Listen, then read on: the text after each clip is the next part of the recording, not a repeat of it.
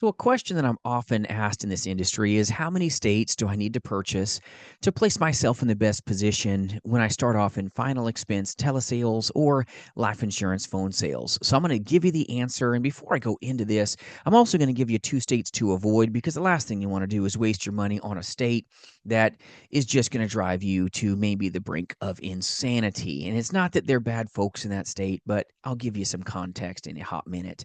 Number one, Florida. Unless you live in Florida, I wouldn't recommend that you do final expense telesales there because Florida has a low pickup rate and you can only place 3 calls in a 24-hour period. See how that could pose a problem when you're trying to do phone sales?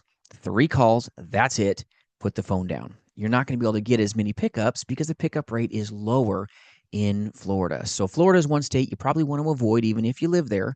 The exception is if you do live there, fine, you got a warm market, but I wouldn't proactively place my business model on that one myopic state if that was me. And that's my recommendation to you. Don't touch Florida or New York. And the reason that I say don't really dial in New York on purpose, unless you're a person that lives there, is that New York doesn't have many life insurance carriers comparatively to other states in the union, meaning commissions are a little lower in New York for certain companies. And then the ability for your consumer to complete the application is more DocuSign based companies, which frustrates a lot of consumers as opposed to voice carriers that are very easy and simplistic. If you can make a phone call, you can complete a phone application with certain companies in other states, but New York is going to frustrate you with lower commissions and lower options for the consumer base. So that's why I say avoid those two states.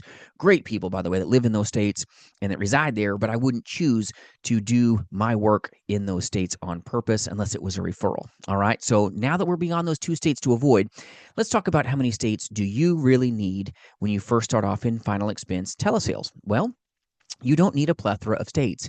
You need a singular state, and you need a lot of leads, my friends. More states don't make you more money in outbound final expense telesales calls. It just does not. More states, okay, so you've got 20 states. It's not going to make you 20 times more productive. More leads will give you that option. You do not want to make bad decisions because your dollars only go so far when you first start, my friends. So don't take bad advice and think you got to buy all these states and then you don't even have enough money to buy leads. It's going to throw you to Brokeville if you didn't know this. So more states, be careful. One singular state, as long as the state that you reside in isn't in New York or Florida, is just fine.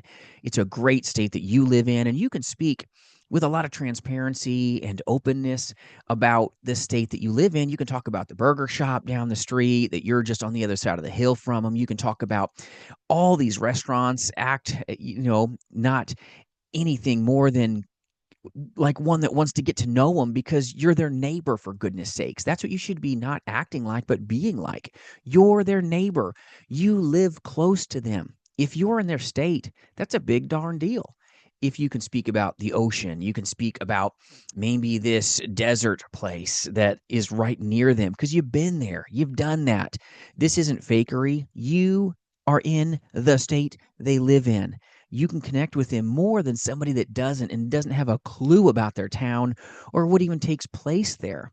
You're really connected in the real world, which allows you to have a better chance, in my opinion, of really getting to know that person. And hopefully they'll want to place their business with you because you are with them in their state. And a singular state can help you do some crazy good things when you first start off. So buy a bunch of leads, get into that state. You don't need any other state other than the one you reside in when you first start off.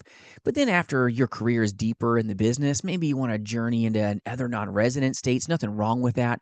We've got crazy good insurance producers that partner here, and we do recruit agents nationally, by the way, to sell life insurance, Medicare insurance, and annuities face-to-face, but more importantly in the telespace. So free resources for your taking, no matter what work family that you reside in at jasonfinalexpense.com. We're here to help you, even bringing you value in other content in my channel. I'll put a video up here about Social Security billing that may really help you keep your business on the books, but more states are not where you should be spending your money when you're new. You need to be purchasing more leads. That's going to help you. Okay. Leads are leverage. A bunch of money that you shouldn't be spending on states that aren't going to bring you to the success land, if I can even speak today, is what you should not be doing. Because if you got a bunch of states, now you got to have a bunch of phone numbers. You don't want to be calling Okay, let's say Alabama. You don't want to call Alabama with a Texas number.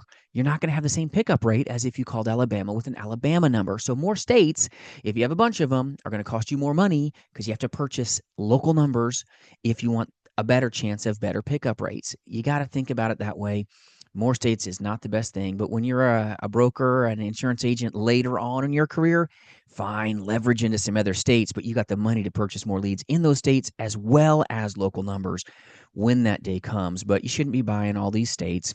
Buy a singular state, speak transparently about what it's like living there, connect with the great folks, and hopefully you can close a lot of business because not everybody makes it in this space. 90% plus of the agent force fails because sometimes they fail to know how many states do I really need for outbound work. Now, inbound leads, if you're one that needs a bunch of exclusive inbound final expense leads or life insurance leads, that's going to take more states, my friends, because you've got to have a lot bigger funnel to find yourself busy, busy, busy. All right. So if you're doing inbound final expense telesales, when the leads are coming to you, you got to have a bigger funnel. That would be the only difference maker here. Outbound, single state when you start. But if you're doing inbound leads, you need a lot of states because you got to keep that stream of pipeline pouring people into your lap so that you can sell life insurance to them in very gracious ways. But other than inbound leads, you don't need a bunch of states. I hope this saves you a lot of money, my friends. Singular state, speak transparently, have a local number because you live there already. Saves you a whole lot of coin. I hope this is what you needed in this little silly video. If we can do anything to serve you, jasonfinalexpense.com. I appreciate you, my friends. And remember, you've got what it takes. We'll see you soon.